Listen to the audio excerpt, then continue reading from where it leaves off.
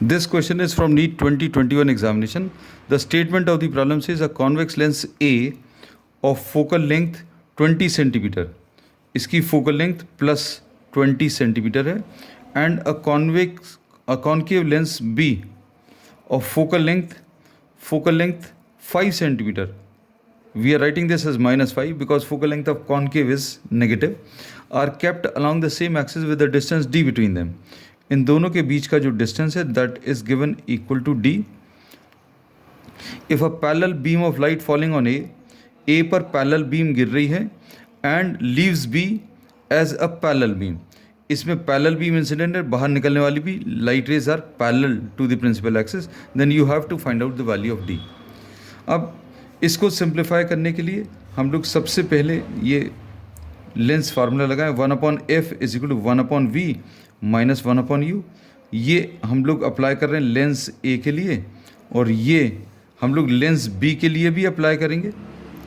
Since the light rays are coming from infinity, light rays infinity से क्यों आ रही है? Because these are parallel light rays, और पैरेलल लाइट रेज मतलब ये इन्फिनिटी से आ रही है. पैरेलल लाइट रेज मतलब इन्फिनिटी.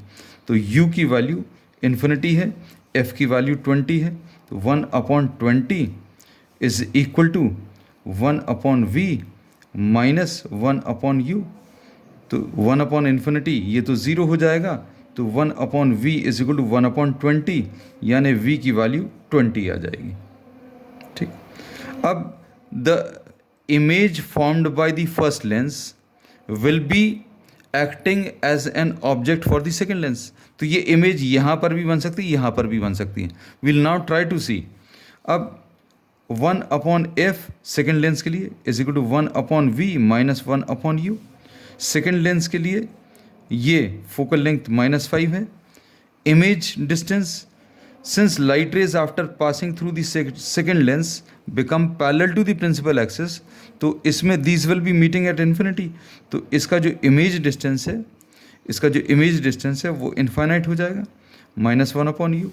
तो इससे -1/5 इज इक्वल टू -1/u.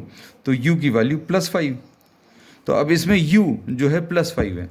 तो हम लोगों ने जैसा पहले डिस्कस किया था, the image formed by the first lens will be acting as an object for the second lens. तो पहले वाले ने जो इमेज बनाई राइट साइड पर है, वो सेकेंड के लिए ऑब्जेक्ट का काम कर रही है, और सेकेंड का ऑब्जेक्ट डिस्टेंस भी पॉजिटिव है.